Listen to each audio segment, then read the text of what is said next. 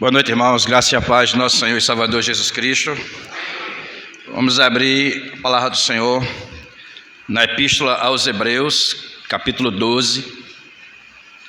A leitura vai ser feita do versículo 1 até o versículo 3.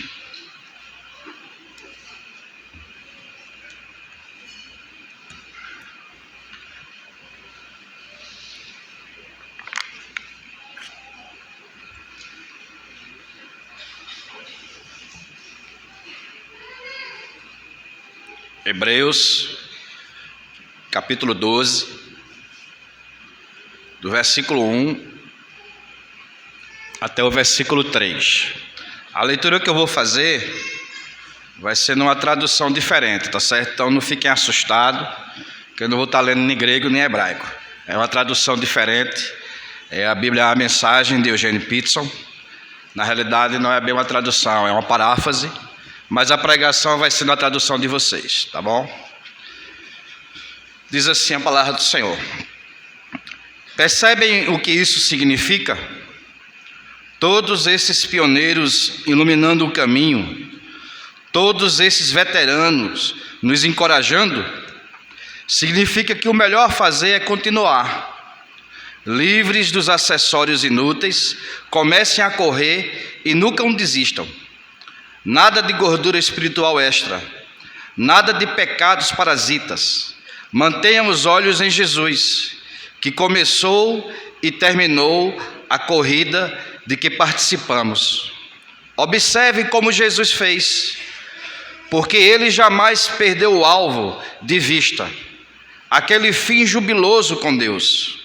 Jesus foi capaz de vencer tudo pelo caminho, a cruz, a vergonha, tudo mesmo. Agora está lá no lugar de honra, ao lado de Deus.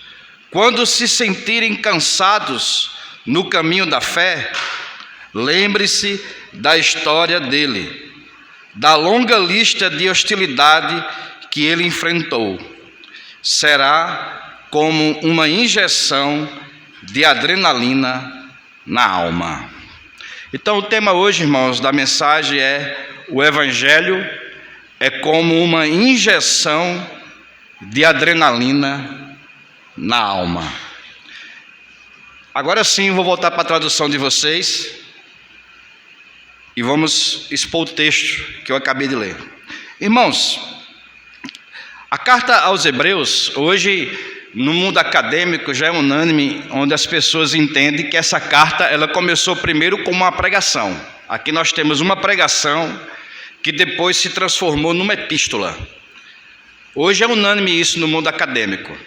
A grande discussão é se é uma pregação ou se foi várias pregações que foi compilado aqui na epístola. Mas, inicialmente falando, os capítulos 11, 12 e 13, nós temos aqui a aplicação às lições do sermão. Como vocês estão acostumados a ouvir sermões domingo após domingo, vocês sabem muito bem que a aplicação é a parte final do sermão. Depois que o escritor desenvolveu todo o seu argumento, toda a sua instrução, depois que ele estabeleceu a doutrina e o aspecto teológico da carta, que vai do capítulo 1 até o capítulo 10, ele chega agora para a lição. Então, o meu sermão hoje começa a partir do final. Ou seja, quais são as lições que vocês vão levar para casa? O que é que vocês aprendem? O que é que o escritor aos Hebreus quer nos ensinar hoje à noite? Ele está procurando aqui nos orientar e nos instruir acerca de nós perseverarmos na fé, apesar das dificuldades. E como é difícil perseverar na fé, como existem obstáculos. Na realidade, o escritor aos Hebreus, no versículo 1, ele compara, e aqui está a primeira lição, ele compara a vida cristã a uma corrida. A gente está cercado de uma nuvem de testemunhas, existem obstáculos e dificuldades que nós vamos ter que transpô-los pela fé, e existe a meta, o final, que é o estado eterno, onde todos nós que estamos em Cristo iremos desfrutar tudo aquilo que a gente creu aqui, iremos desfrutar na eternidade. E o que é que o escritor aos Hebreus quer nos ensinar aqui? Primeiro, ele nos apresenta para nós que nós estamos rodeados de uma grande nuvem de testemunha. Veja a expressão que ele usa no versículo 1. Portanto, também nós, visto que temos a rodear-nos de tão grande nuvem de testemunhas. E do que é que ele está falando aqui? Ele está falando do capítulo 11. O escritor aos Hebreus, ele faz uma lista. Essa lista não é exaustiva. Ele apresenta nomes de homens e de mulheres que, quando estiveram aqui na terra, eles tiveram que enfrentar as mesmas dificuldades, os mesmos obstáculos que nós enfrentamos hoje. Hoje, toda a lista que ele fala, se você for ler no capítulo 12, veja onde é que esses heróis da fé estão hoje. Hoje, onde é que eles estão? Hebreus, capítulo 12, versículo 23. A igreja dos primogênitos arrolado nos céus, e a Deus, o juiz de todos, e aos espíritos dos justos aperfeiçoados. A lista que ele traz para nós no capítulo 11, ele diz: olha, hoje eles venceram, eles estão na eternidade, eles estão desfrutando do gozo eterno de Deus. Mas quando eles estavam aqui, vejam, capítulo 10, versículo 39, olha o que o escritor aos Hebreus vai dizer: nós, porém, não somos do que retrocedem para a perdição, pelo contrário, somos, entretanto, da fé, para a conservação da alma. Então, na lição, na aplicação que ele quer trazer para vocês é o seguinte: você quer manter a sua alma saudável? Você quer ter pensamentos sadios, emoções sãs? Só tem uma forma: se você viver pela fé. E ele apresenta aqui dois grupos. Se vocês forem ver no capítulo 11, ele vai apresentar o primeiro grupo. E presta atenção no que ele vai dizer do primeiro grupo. Hebreus 11, versículo 33. Olha o primeiro grupo: os quais, por meio da fé, subjugaram reinos, praticaram a justiça, obtiveram promessas, fecharam bocas de leões, extinguiram a violência do fogo, escaparam ao fio da espada, da fraqueza tiraram forças, fizeram-se poderosos em guerra, puseram em fuga exércitos de estrangeiro. Pela fé, mulheres receberam pela ressurreição os seus mortos. O primeiro grupo é um grupo de pessoas que enfrentavam os dilemas, as dificuldades, os sofrimentos, as tragédias da vida, e o escritor aos Hebreus diz que eles venceram tudo isso pela fé. Eles conseguiram, vamos dizer assim, usufruir, comer dos benefícios que a fé produz. Mulheres receberam seus maridos de volta. Da fraqueza conseguiram tirar força. Fecharam a boca dos leões. Não foram partidos ao meio. Ou seja, vitoriosos. É um grupo de pessoas que pela fé venceram os obstáculos que a vida apresentava para eles. Mas também tem um segundo grupo.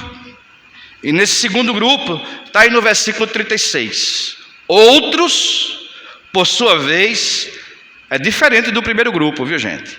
Passaram pela prova de escárnios e açoites, sim, até de algemas e prisões. Foram apedrejados, provados, cerrados pelo meio, mortos ao fio da espada, andaram peregrinos, vestidos de peles de ovelha e de cabras, necessitados, afligidos, maltratados. E o escritor aos Hebreus diz: estes homens, dos quais o mundo não era digno, errantes pelos desertos, pelos montes, pelas covas e pelos antros da terra. Esse segundo grupo a gente faz assim, né? Você quer participar do primeiro ou do segundo? Todo mundo quer participar do primeiro, né? O primeiro grupo comeu o fruto da fé, está usufruindo a fé. O segundo não. O segundo grupo não está desfrutando da fé, não está saboreando os doces frutos da fé. O segundo grupo honrou a fé. Honrou a fé. Não teve livramento, não teve respostas de oração, não teve e não teve. Mas o escritor aos Hebreus finaliza essa grande nuvem de testemunhas, dizendo o seguinte no versículo 39. Ora, todos estes que obtiveram bom testemunho por sua fé. Então não importa se você faz parte do primeiro ou se você faz parte do segundo. Ambos os grupos são gente de fé. O primeiro grupo são pessoas de fé. O segundo grupo também são pessoas de fé. E de acordo com o escritor aos Hebreus, o segundo grupo, o mundo não era digno. Porque tem que ter muita fé, gente, para continuar acreditando em Deus quando os nossos sonhos e os nossos projetos não são realizados. Tem que ter muita fé para ficar continuando acreditando em Deus quando sua filha é morta, dilacerada, e quando você vê tudo aquilo que você crê não se realizar diante dos seus olhos, e mesmo assim você continuar crendo, sem ter resposta nenhuma de oração, sem ter nada. Eu me aproprio aqui das palavras do profeta Isaías. São pessoas que andaram em trevas sem ver nenhuma luz, não viu nenhum milagre. João Batista, por exemplo, eu poderia acrescentar aqui. O próprio Jesus disse que João Batista não fez nenhum milagre. Então o segundo grupo e o primeiro são pessoas de fé. Ambos são gente de fé. E a lição que o escritor aos Hebreus quer mostrar aqui é o seguinte: que esse grupo de pessoas do capítulo 11, essa galeria de heróis da fé, serve para nós de testemunhos de fé. Agora veja como é que ele finaliza o capítulo 11. Verso 39. Ora, todos estes que obtiveram bom testemunho por sua fé, presta atenção agora, tanto o primeiro como o segundo grupo, o que foi que aconteceu com eles? Não obtiveram, contudo, o que, gente? A concretização da promessa. Ambos os grupos, os que conseguiram superar os obstáculos e aqueles que não conseguiram superar, ambos não viram a promessa. E quem é a promessa? Jesus Cristo. Não viram a concretização da promessa. E o escritor aos Hebreus finaliza, verso 40. Sabe por que eles não viram? Porque Deus tem um propósito, Deus tem um plano, Deus tem um caminho, gente, que a gente não entende. Deus tem pensamentos que nós não conseguimos compreender. Onde o escritor aos Hebreus diz: porque Deus havia providenciado coisa superior a nosso respeito, para que eles, ou seja, Davi, Moisés, toda a galera do Antigo Testamento, sem nós, não fossem aperfeiçoados. Nessa vida cristã, nós temos heróis da fé. E preste atenção no que eu vou falar aqui agora. O argumento do escritor aos Hebreus ao apresentar os heróis da fé é simples. A gente somos humanos, somos finitos e somos limitados. E por nós sermos assim, a gente às vezes olha para determinadas pessoas, olhamos para determinados feitos e começamos a admirar determinadas pessoas e determinadas coisas que elas fizeram. É por isso que o escritor aos Hebreus apresenta aqui Abraão, apresenta Noé, apresenta Moisés, apresenta todos eles como exemplos de fé. E eles são exemplos de fé.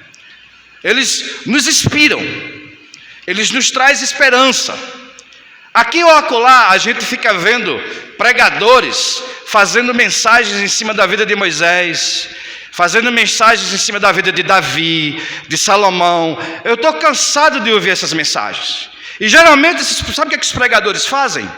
Eles injetam na mente das pessoas dizendo o seguinte: ó, se você orar 3 vezes por dia, como Daniel orou, pode ter certeza, a bênção vai chegar.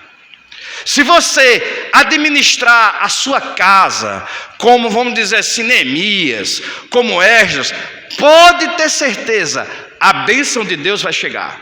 É assim ou não é, gente? É assim.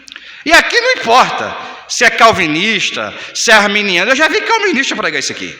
Não tem diferença. Sabe por que não tem diferença? Porque domingo após domingo, os membros da igreja passam a semana todinha enfrentando problemas, dificuldades, problemas em casa com a esposa, problema em casa com as famílias, com os filhos. A gente enfrenta dificuldades e a gente passa por situações desesperadoras da vida, e domingo após domingo a gente vem para a igreja para ouvir uma mensagem. O que é que Deus pode fazer para resolver e aliviar e consertar o meu casamento? O que é que Deus pode fazer para ajudar na educação dos meus filhos? O que é que eu tenho que fazer para me conseguir um emprego melhor? Como é que Deus vai me ajudar a poder ser uma pessoa melhor, um homem melhor, uma mulher melhor, e por aí vai. Aí esses pregadores usam os personagens bíblicos e se esquecem do seguinte: o escritor aos Hebreus não faz esse erro que os pregadores fazem. Esse camarada aqui, ele é fiel à mensagem do Evangelho. Ele deixa bastante claro: todos esses viveram pela fé. E não importa se você está conseguindo superar as suas dificuldades pela fé, ou se você vai sucumbir às suas dificuldades. Tem um livro que o John Piper escreveu, que na minha humilde opinião, é um livro pesado. Eu poderia classificar assim: é um livro que deveria ser lido por um cristão que no mínimo tem que ter no mínimo uns 20 anos de crente. Novo convertido, se ler esse livro aqui, vai ficar escandalizado. Mas também tem pessoas de 20 anos de crente que quando lê já telefonou para mim e diz: meu Deus do céu, é a vida cristã isso aqui? Mas meu filho, isso aí é só o começo. Eu disse para ele: a vida cristã é pior do que isso. O título do livro, para os interessados, é O Sorriso Escondido de Deus. John Piper vai fazer uma biografia de 3 personagens: David Brainerd, William Cowper e John Bunyan. Meus irmãos, vocês não sabem o que é viver o Evangelho. William Cowper, autor do hino Maravilhosa Graça, já viu esse hino? Terminou a vida internado no manicômio, enlouqueceu. David Brainerd, missionário, pegou tuberculose e morreu com a idade de 30 anos de idade, a faixa dos 30. John Bunyan ficou preso na prisão e viu seus filhos passarem fome e necessidade fora. Ele dentro da prisão olhava para os filhos passando fome e necessidade, tendo que ser sustentado pelos irmãos de fé. Agora, para ele sair da prisão, era só negar o Evangelho. É chamado Sorriso Escondido de Deus. É um livro pesado. Mas o escritor aos Hebreus aqui, sabe o que é que ele faz? Ele diz o seguinte: não importa se você faz parte do primeiro grupo, de pessoas que conseguem superar os obstáculos pela fé, ou se você faz parte do segundo grupo, não conseguiu superar os obstáculos pela fé. Sabe por quê? Porque tanto o primeiro grupo como o segundo grupo são pessoas de fé. Agora, sabe o que é que importa? É que Cristo Jesus chegou e que nele você já foi aperfeiçoado. Esse é o argumento da Epístola aos Hebreus. Todo o argumento da Epístola aos Hebreus é tentando desestimular os crentes judeus, colocar uma coisa na cabeça deles: nem voltar para o judaísmo vocês podem mais, porque o judaísmo acabou. Olha o que ele diz na carta. Veja, por exemplo, no capítulo 2. Olha a expressão que ele usa. Capítulo 2 de Hebreus, versículo 10. Porque convinha que aquele por cuja causa e por quem todas as coisas existem, conduzindo muitos filhos à glória, perceba agora, aperfeiçoasse por meio do sofrimento o autor da salvação deles. E essa expressão, aperfeiçoar, perfeito é usado na carta inteira. Veja, Hebreus capítulo 7, versículo 11. Se, portanto, a perfeição houvera sido mediante o sacerdócio levítico, ele diz: você acha que a história de Davi, que a história de Moisés, de Abraão, ela é perfeita? Não é. Sabe o que é que essas histórias bíblicas, desses personagens bíblicos podem fazer por você? No máximo, é só estimular você. No máximo. É só encher seu coração de esperança. Talvez você olhe para essa lista aqui e diga: ó, meu personagem não está aí. Talvez a pessoa que lhe estimule você quando você está passando por dificuldade, talvez não esteja aqui. Talvez seja Isaías, talvez seja Ezequiel, talvez seja Daniel, Oséias, não importa. Cada um de vocês deve ter um personagem bíblico que, quando o mundo desmorona na vida de vocês, você se lembra dele. E ele estimula você a continuar a jornada. É esse personagem que alimenta você. Vou fazer a mesma coisa que ele, vou agir igualzinho a ele, vou obedecer a Deus como ele obedeceu, porque você tem no coração a esperança que, assim como Deus fez com ele, se você seguir a mesma coisa, você nutre a esperança que Deus também vai fazer com você. E o escritor aos Hebreus diz: para com isso, cara. Para com isso. Sabe por quê? Veja, Hebreus, capítulo 8, o capítulo 7, versículo 18. Olha o que ele diz aí: portanto, por um lado, se revoga a anterior ordenança. Qual é a anterior ordenança? Os ensinamentos do Antigo Testamento. Todo o ensinamento do Antigo Testamento, ele agora tem que ser reinterpretado à luz do Cristo. Cristo é a palavra final de Deus. A palavra final de Deus não é Moisés, gente. Não é Davi, não é Isaías, não é Jeremias, nenhum deles. Eles apenas estão proclamando a palavra final que vai chegar. Olha o que ele diz: portanto, por um lado, se revoga a anterior ordenança, por causa de sua fraqueza e inutilidade, pois a lei, o Velho Testamento, nunca aperfeiçoou o que, gente? Coisa alguma. Aí você saber que teve uma pessoa que Deus interviu lá no passado e que tirou ela do sufoco, vai trazer para você esperança, vai trazer para você alívio, vai motivar você, mas não significa que Deus vai fazer o mesmo com você. Mas os pregadores de hoje não fazem isso, né, gente? Os pregadores de hoje enganam vocês, como também tentaram me enganar, mas eu não quero mais ser enganado. Às vezes Deus não vai livrar você da cova do leão. Às vezes Deus não vai livrar você do fogo e da água. Nem todas as mulheres receberam os seus mortos de volta. Mas o escritor aos Hebreus continua. E olha o que ele diz no capítulo 10. Hebreus, capítulo 10, versículo 14. Porque com uma única oferta aperfeiçoou para sempre quantos estão sendo o quê? Santificados. Então o argumento dele é simples. Ele está falando de sofrimento. É uma lição que ele quer dar. Quer lidar com sofrimento? Quer aprender verdadeiramente qual é o caminho do Evangelho quando o mundo desmoronar na sua vida? Você quer? Não fique apenas olhando para Davi, olhando para Moisés. Embora esses personagens sejam importantes, tragam orientações, nos inspire e nos traga esperança, eles não vão resolver o seu problema. No máximo que eles vão fazer é estimular você, fazer com que você se levante melhor na segunda-feira e siga o seu caminho, mas não passa disso. Conhecer as histórias desses homens, meu irmão, não vai fazer com que o seu problema desapareça de um dia para a noite. Quem diz isso são os pregadores. Os pregadores dizem isso. Olha, faça como Davi, faça como Moisés, haja assim, haja assado, e você vai ver que o problema vai embora. Mentira! Mentira! Às vezes vai, às vezes não vai. Deus é soberano. E o escritor aos Hebreus diz que na soberania de Deus, Deus planejou um caminho melhor. Deus preparou para nós algo infinitamente superior. É por isso que toda a carta ele compara a nova aliança com a antiga aliança. Ele fala: o sacerdócio de Arão foi bom, deixa eu dizer para você, o de Jesus é infinitamente melhor.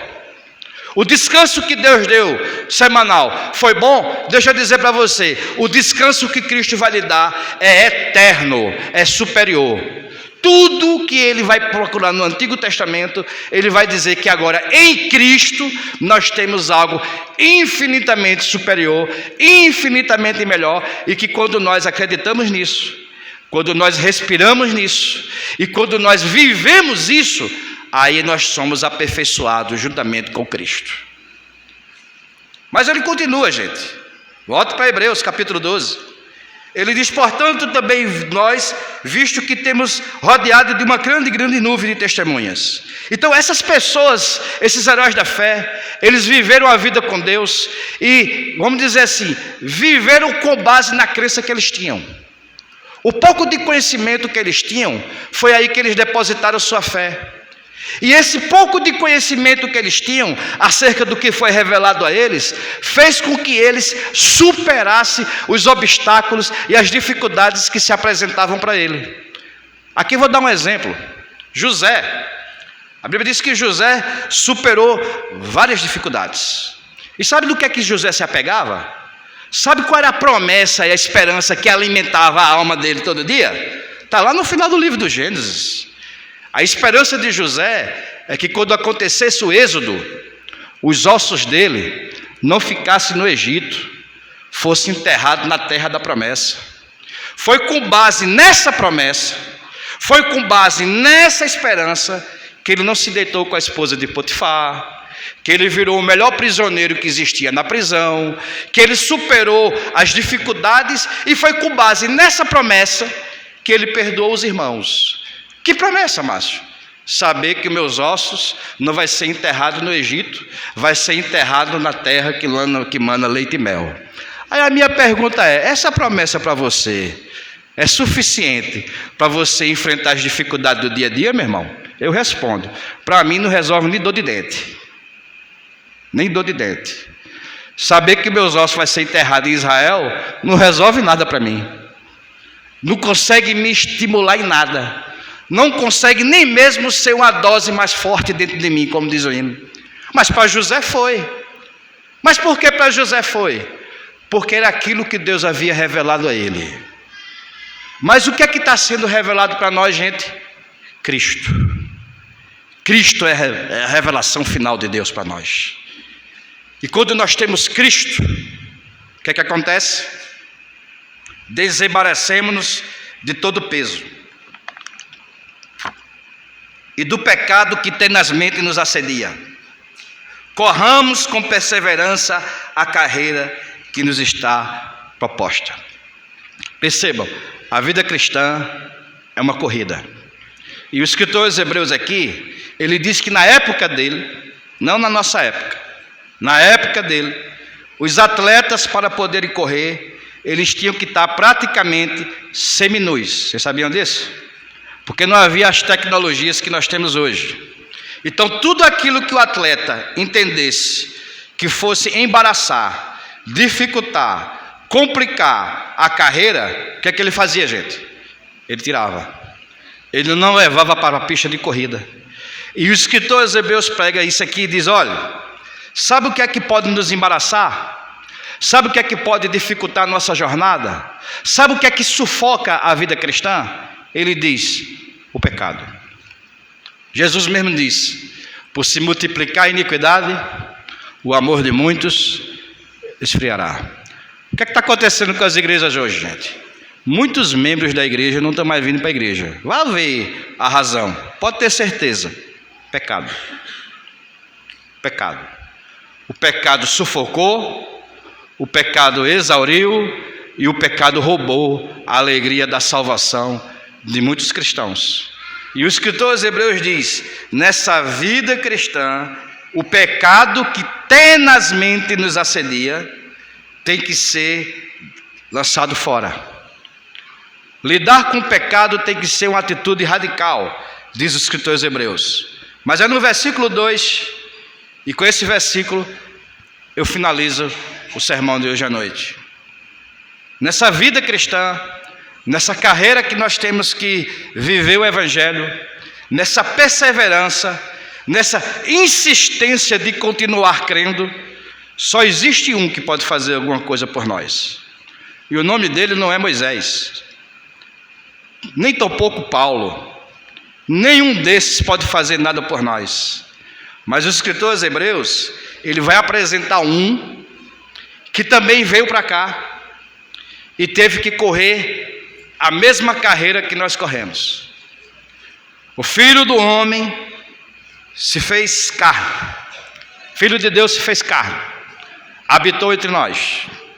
E ele teve que enfrentar as mesmas dificuldades que nós enfrentamos. O Filho de Deus teve que lidar com as mesmas situações adversas que nós enfrentamos. Ele teve que encarar o diabo, ele teve que encarar o mundo, ele teve que encarar os problemas da vida como cada um de nós encaramos. Existe até uma tradição cristã, isso é interessante. Quando a gente lê os evangelhos, qual é o personagem da família de Jesus que some e os evangelhos não diz nada? Qual é o membro da família de Jesus que de repente desaparece e os evangelhos não dizem e você fica sem saber o que foi que aconteceu com ele? José.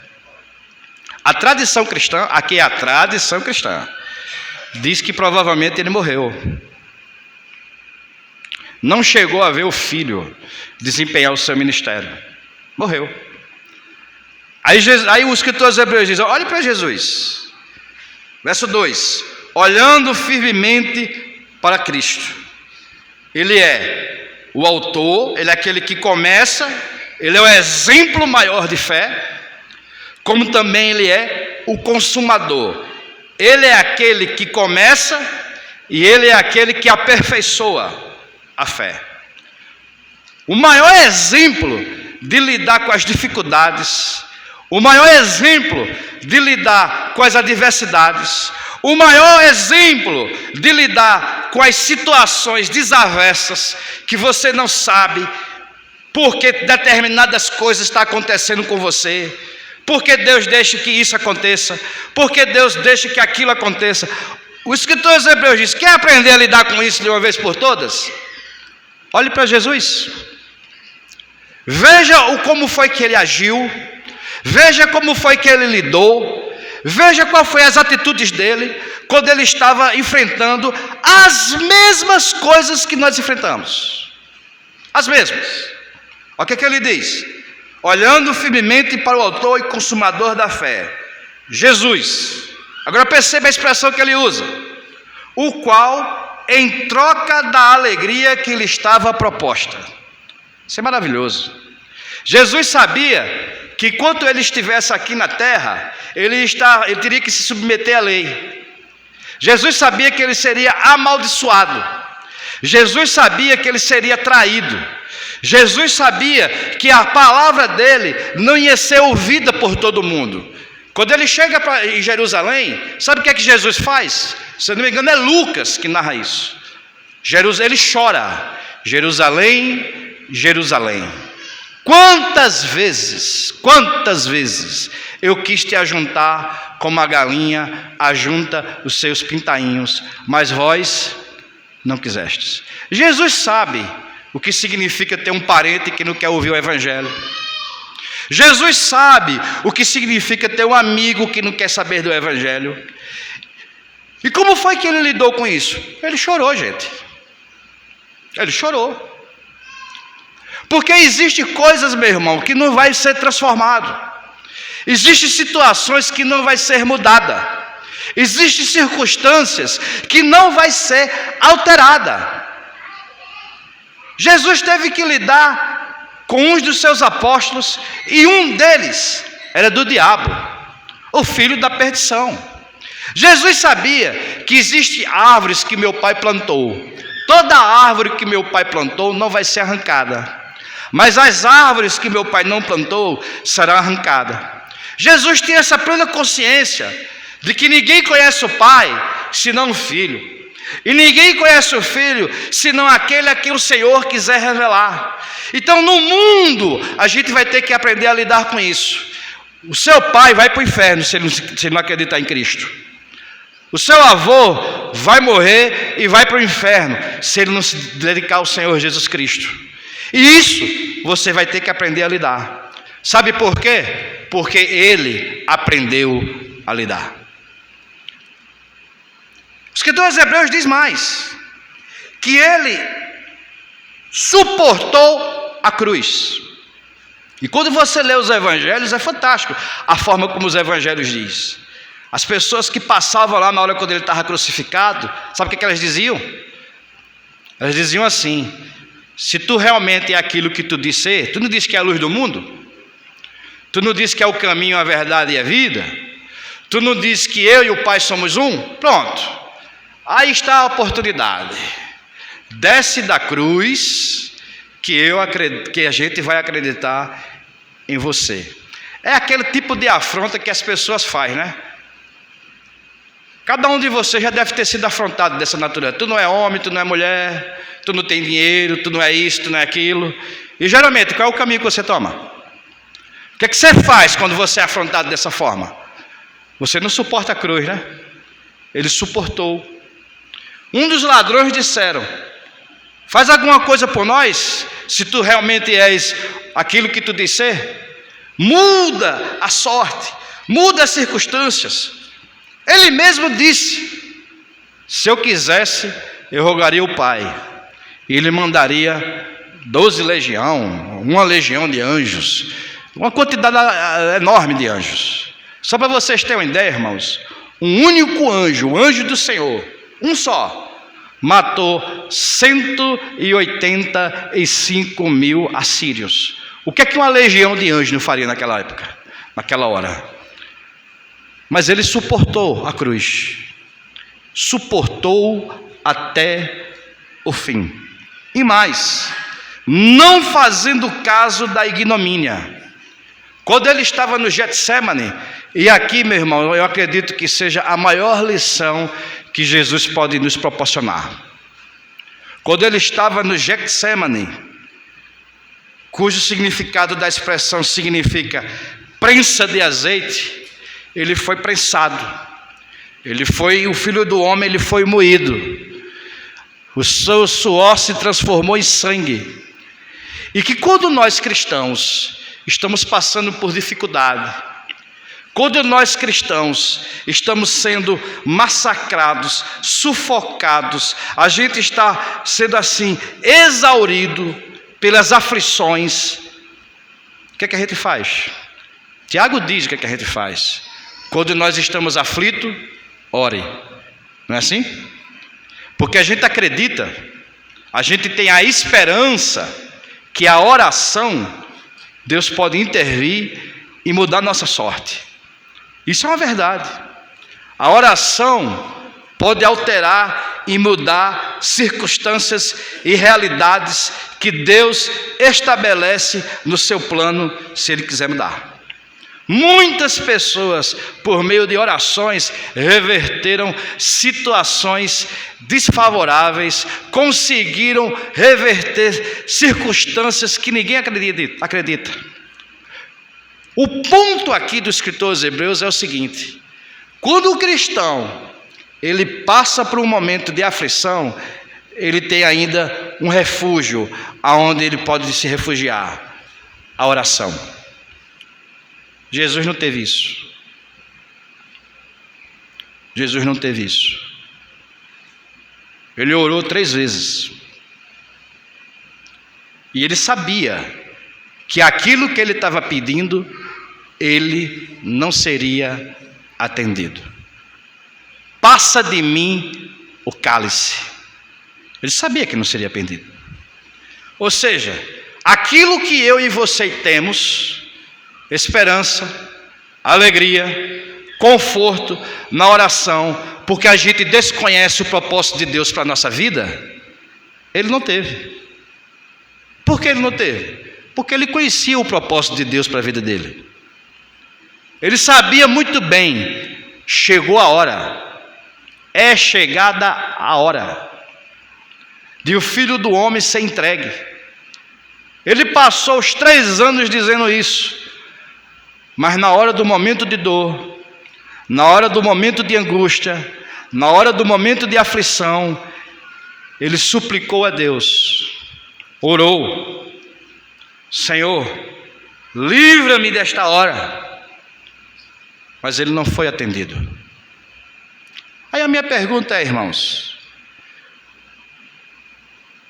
vocês percebem o que o escritor aos Hebreus está fazendo? Ele colocou de um lado os heróis da fé e disse: olha, debaixo do céu é assim, uns vão conseguir vencer, outros não vão conseguir vencer. Uns vão conseguir grandes coisas por meio da oração, outros não vão conseguir nada. Uns vão conseguir superar as circunstâncias e as dificuldades da vida, outros não vão conseguir superar as circunstâncias e as dificuldades da vida. Aí ele vem e apresenta para nós Jesus como sendo o exemplo máximo. O que é que você faz quando o mundo desmorona? O que é que você faz quando você não entende o propósito de Deus para a sua vida? O que é que você faz quando Deus lhe dá um não? O que é que você faz quando os seus projetos e os seus planos não acontecem da forma como você gostaria? Ele vem e apresenta Jesus dizendo: quer ter uma injeção na sua alma que faça com que você suplante todas as dificuldades, todas as necessidades e todos os problemas da sua vida? Queremos. Olhe para Jesus.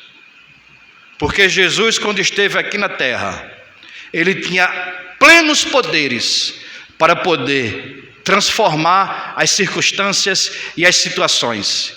Ele passou por circunstâncias e situações. A morte do pai dele, ele poderia ter curado, mas não curou.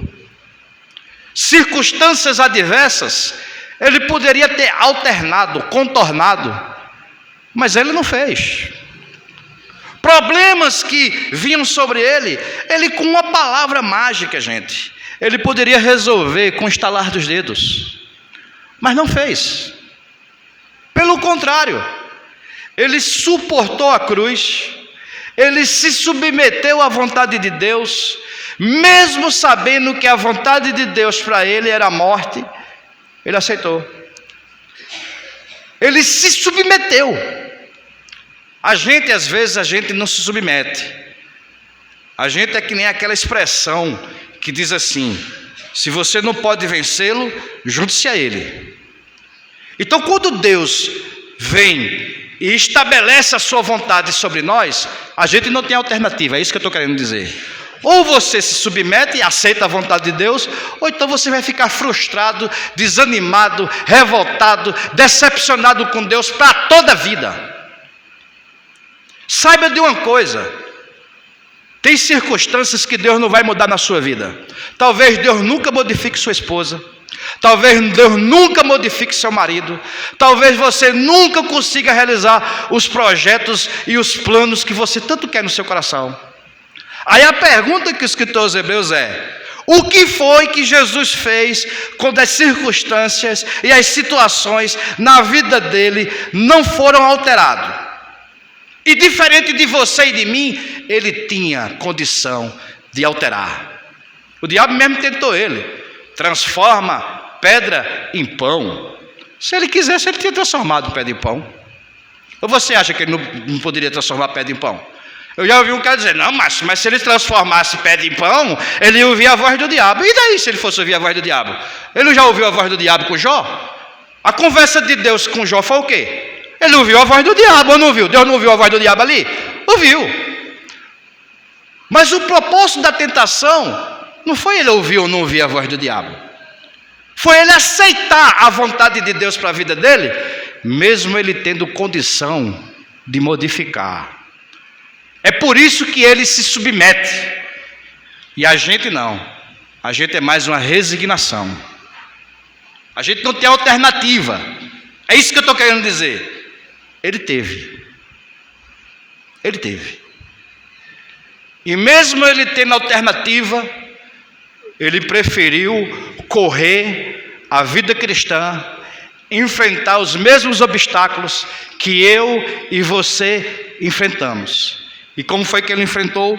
Suportando a cruz, porque ele sabia a alegria que estava proposta para ele na eternidade.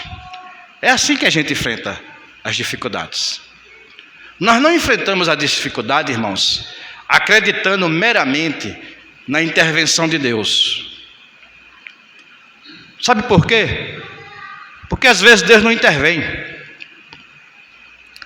Quando os discípulos chegaram perto deles alegres, dizendo: Senhor, os demônios pelos teus nomes, tudo estão saindo. A gente pronuncia o teu nome e os demônios vão embora. Aí Jesus diz: meu filho, não fica alegre com isso não. Porque vai ter demônio que não vai embora. Vai ter demônio que vai ficar no corpo. E aí, quando esse demônio não for embora, o que é que vai ser da sua vida? Alegrai-vos, porque o vosso nome está escrito no livro da vida. As nossas motivações não devem ser as respostas de orações que Deus nos dá. Isso pode trazer alegria para nós? Pode. Mas é pecado eu ter esperança nisso? Não.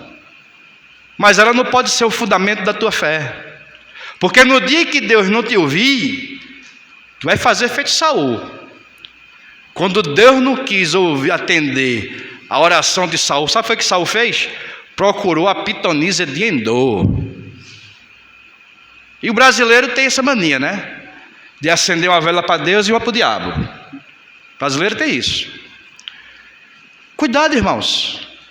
A nossa alegria, a nossa motivação, o nosso alento e a nossa esperança não deve estar voltada para um provável agir de Deus na nossa vida, porque Ele pode agir, como Ele também não pode agir. A nossa verdadeira alegria tem que se olhar para Ele. O salmista diz: olharam para Ele e foram iluminados. O seu rosto não ficaram confundidos. Olhe para Cristo. Veja como foi que Ele lidou. Aí você também aprende a lidar com as circunstâncias desaversas da mesma forma que Ele lidou. E como foi que Ele lidou com as circunstâncias desfavoráveis? Ele suportou tudo, suportou a agonia, suportou todas as adversidades, sabendo que no final de tudo estava reservado para Ele um trono de glória e uma alegria inefável e eterna. É assim que você tem que lidar com as aflições, porque as aflições do presente século não se compara com o eterno peso de glória que nós vamos ter lá. Aqui, uns vão ter intervenção, outros não vão ter. Uns vão sair da UTI, outros vão ficar lá. Aqui, uns vão ter um emprego melhor, outros não vão ter. E o escritor aos Hebreus diz: meu filho, ambos são pessoas de fé. Ambos são pessoas amadas por Deus. Ambos fazem parte do reino de Deus. Quem faz separação entre eles não é a Bíblia, não é o Evangelho. Sabe quem é que faz separação entre esses grupos? É o pentecostalismo, que diz: esse aqui recebeu o emprego porque recebeu o batismo com o Espírito Santo. É por isso que ele ora em línguas. Então quem ora em línguas consegue receber os melhores empregos. Quem faz separação desses grupos, às vezes, são pessoas que dizem: esse aqui, ele conseguiu tirar o pai da UTI. Sabe por quê? Porque o dia do Senhor ele leva a sério. Nem televisão ele assiste. Essas separações, irmãos, quem faz não é o Evangelho. Essas separações que faz são os pregadores. Essa separação que faz são as pessoas que não aceitam o Evangelho como sendo a única injeção de adrenalina para a sua alma. Você não vai ter outra alegria, você não vai ter outra paz, você não vai ter outra felicidade, e você não vai ter outro sossego além de Jesus Cristo. e este crucificado. Quem disser que vai ter, é maldito, é filho do diabo e está ensinando doutrinas de demônios. Cuidado. Que Deus nos abençoe.